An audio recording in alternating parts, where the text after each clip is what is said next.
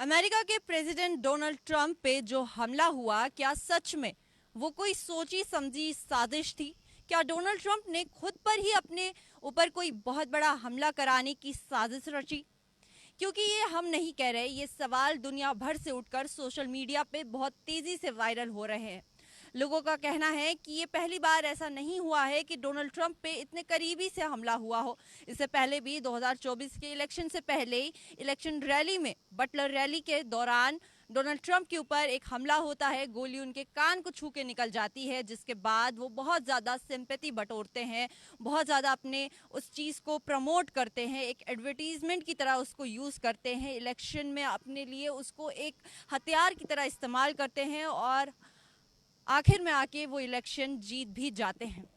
लेकिन कल जो व्हाइट हाउस के डिनर पार्टी के दौरान हुआ, वो अपने में ही बहुत सारे सवाल उठाता है, क्योंकि डोनाल्ड ट्रंप कोई मामूली इंसान नहीं है। वो अमेरिका के प्रेसिडेंट है और उसके बाद वो किसी पब्लिक प्लेस में नहीं थे, वो व्हाइट हाउस के डिनर पार्टी में थे, जहां हाई लेवल सिक्योरिटी, इंटेलिजेंस, हर कुछ मौजूद होता है, फोर्सेस मौजूद होती हैं। उसके बावजूद एक आम इंसान बंदूक लेके इतनी आसानी से डोनाल्ड ट्रंप के इतने नज़दीक पहुंच जाता है और उनके ऊपर गोलियों से हमला करना शुरू कर देता है। हालांकि ऊपर वाले के फजलो करम से कोई बड़ी अनहोनी नहीं हुई, कोई दुर्घटना नहीं घटी, लेकिन ये चीज़ अपने में सवाल उठाती है कि इतनी बड़ी पोजीशन के इंसान के ऊपर, एक प्रेसिडेंट के ऊपर, ऊपर से व्हाइट हाउस के अंदर इतनी आसानी से कोई कैसे बंदूक लेके घुस जाता है और सिक्योरिटी और इंटेलिजेंस उसका मुंह देखते रहती है। उसके बाद भले ही उन्होंने उसको गिरफ्तार कर लिया, अपनी हिरासत में ले लिया, लेकिन सवाल यहाँ पे ये उठते हैं कि कैसे किसी आम इंसान में इतनी हिम्मत आ सकती है कि वो बंदूक लेके सीधा व्हाइट हाउस में प्रेसिडेंट के सामने जा खड़ा हो जाए और उस पर गोलियां चलाने लगे। इसी को लेकर दुनिया भर से, हर कोने से ये सवाल उठ के सामने आ रहा है कि शायद डोनाल्ड ट्रंप आने वाले इलेक्शन में, जिस तरीके से उन्होंने पिछले 40 दिनों में जो हरकतें की हैं, जो बयानबाजियां की हैं, उसकी वजह से पूरी दुनिया में अपनी जो किरकिरी मचाई है, अपनी इज्जत गंवाई है, उसके बाद उनको बहुत ज़्यादा डर है कि वो अपनी इस कुर्सी को खो सकते हैं, आने वाले इलेक्शन को हार सकते हैं। हम पिछले 40 दिन से इजराइल, ईरान और अमेरिका के बीच में चल रहे तनाव को देख रहे हैं और लगातार इस तनाव में यही हम लोगों ने समझा है कि जिस तरीके से डोनाल्ड ट्रंप ने बेवकूफ़ी की है, इसका असर आने वाले वक्त में उनके इलेक्शन के टाइम पे, उनकी पावर पे, उनकी कुर्सी पे पड़ सकता है।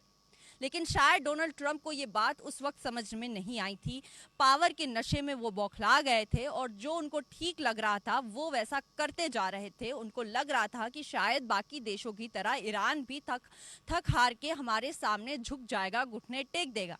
लेकिन ईरान पहला वो देश निकला जो अमेरिका के साथ युद्ध करने के बाद खुद ही अमेरिका को कहता है कि ये लो मेरी तरफ से सीजफायर का प्रपोजल, अगर तुम्हें मानना है तो इस पे बात करो, नहीं मानना है तो युद्ध को कंटिन्यू करो, हमें कोई भी डर नहीं है, कोई भी खौफ नहीं है, हम तुम्हारे सामने नहीं झुकेंगे। डोनाल्ड ट्रंप को, अमेरिका को, इजराइल को ईरान ने घुटनों पे ला दिया। पूरी दुनिया ने देखा कि सुपर पावर क्या होती है और जो सुपर पावर कह रहे थे उनकी ताकत असल में कितनी है और किस हद तक है।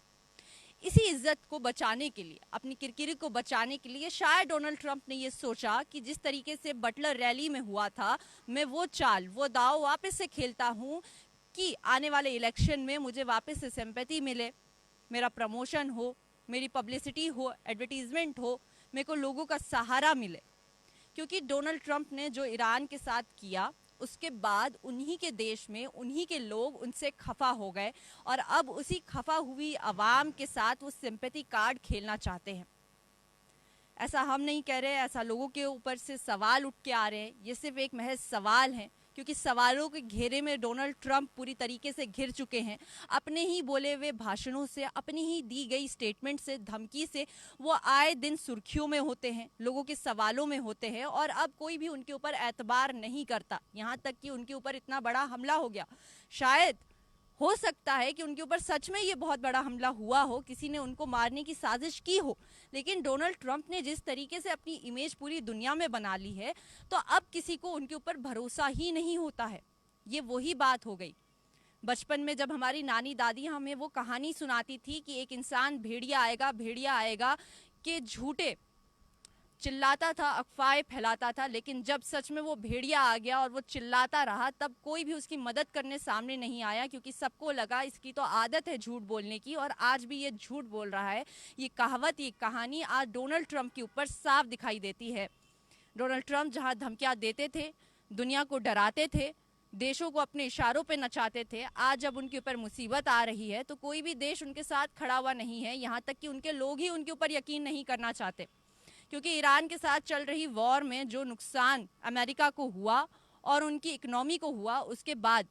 हिस्टोरिकल प्रोटेस्ट दुनिया में कहीं नहीं, अमेरिका में देखा गया।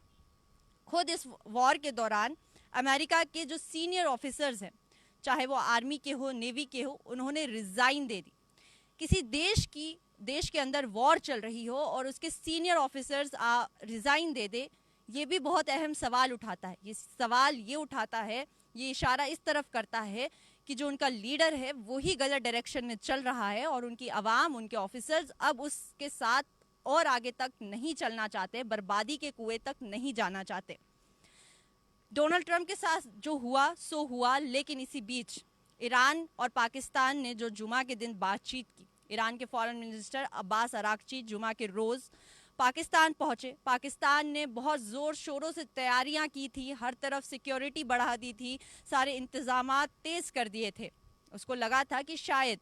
पहली बार जो बातचीत हुई वो अधूरी रह गई, दूसरी बार जो बातचीत होने वाली थी उसको ईरान ने खारिज कर दिया, और अब जो तीसरी बार बातचीत हो रही है इसमें ईरान तो शामिल हो रहा है, उसके साथ अमेरिका भी शामिल हो जाएगा। लेकिन ईरान ने साफ तौर पे मना कर दिया कि मैं यहाँ पे अमेरिका के साथ बातचीत करने नहीं आया हूँ, मैं अपनी तरफ से 3 स्टेज का सीज फायर प्रपोजल दोबारा से रखता हूँ और ओमान और पाकिस्तान के ज़रिए ये डोनाल्ड ट्रंप तक पहुँच जाना चाहिए।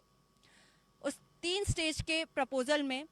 ईरान के फॉरेन मिनिस्टर अब्बास अरागची ने साफ तौर पे कहा कि हमें सीज फायर अगर करनी है तो परमानेंटली करनी है, ऑफिशियल तौर पे करनी है। दूसरा, उन्होंने शर्त ये रखी कि स्ट्रेट ऑफ हार्मोज के ऊपर से ब्लॉकेड यानी नाकेबंदी हट जानी चाहिए, वो रास्ते खुल जाने चाहिए और दोबारा कभी भी वो रास्ते बंद अमेरिका की तरफ से नहीं होने चाहिए। और तीसरा पॉइंट उन्होंने ये रखा कि हम सीज फायर करते हैं, उसके ऊपर बातचीत करेंगे, लेकिन न्यूक्लियर का जो प्रपोजल अमेरिका लेके चल रहा है कि न्यूक्लियर को दे दिया जाए, जो उसके इनरिच्ड यूरेनियम है उसको अमेरिका को सौंप दिया जाए, इसके ऊपर हम बातचीत कर सकते हैं। यानी एक वक्त था जब ईरान पूरी तरीके से इनकार कर चुका था कि न्यूक्लियर के ऊपर हम कोई भी बातचीत नहीं करेंगे, लेकिन ये 3 स्टेज के प्लान में आखिरी पॉइंट में ईरान ने कहा कि हम इसके ऊपर बातचीत करने को तैयार है। इसका ये मतलब नहीं है कि वो अपना जो न्यूक्लियर है उसको रिजेक्ट करने को, उसको ख़त्म करने को राज़ी हो गए हैं। वो कह रहे हैं कि हम अमेरिका के साथ इस पे बातचीत करने को तैयार है, कोई रास्ता निकालने को तैयार है, कोई बीच का रास्ता निकालने को तैयार है। लेकिन जब पाकिस्तान की तरफ से ये चीज़ अमेरिका तक पहुंची, डोनाल्ड ट्रंप तक पहुंची, तब तक पूरी दुनिया में उनकी किरकिरी मच चुकी थी, क्योंकि ईरान बिना अमेरिका के डेलीगेट से मिले हुए वापस चला गया। और उसके बाद डोनाल्ड ट्रंप ने जो अपने खास लोगों को, विटकॉफ को वहाँ पे भेजा था और अपने जितने भी खास लोगों को भेजा था, जेरेड कुशनर को, उनको बीच रास्ते से वापस बुला लिया। उसके बाद सवाल और ज़्यादा तेज़ होने लगे, जिसके बाद ट्रंप ने ये कहा कि अगर ईरान को हमसे सीज फायर के ऊपर कोई बातचीत करनी थी तो वो हमें डायरेक्ट कॉल कर सकता था, पाकिस्तान और ओमान के ज़रिए हमसे बातचीत करने का क्या फ़ायदा बनता है। लेकिन शायद डोनाल्ड ट्रंप ये बात भूल गए कि पाकिस्तान को बीच में लाना, ब्रिज बनाना, एक मीडिएटर बनाना, खुद डोनाल्ड ट्रंप ने ही ये प्रस्ताव आगे रखा था। खुद डोनाल्ड ट्रंप ने ही पहली बार पाकिस्तान को मीडिएटर बनाने का दर्जा दिया था। खुद डोनाल्ड ट्रंप ने ही पहली बार सीज फायर का 15 पॉइंट का सीज फायर प्लान पाकिस्तान के जरिए ईरान भेजा था। लेकिन आज जब ईरान अपना 3 stage plan, cease fire plan Pakistan के जरिए अमेरिका भेजते हैं, तो डोनाल्ड ट्रंप ये कहते हैं कि पाकिस्तान को बीच में आने की क्या जरूरत थी। यहाँ से पता चलता है कि डोनाल्ड ट्रंप अपनी ही बोली हुई बातों पे नहीं टिकते हैं। वो खुद ही भूल जाते हैं कि जो चीज़ें उन्होंने शुरू की थी,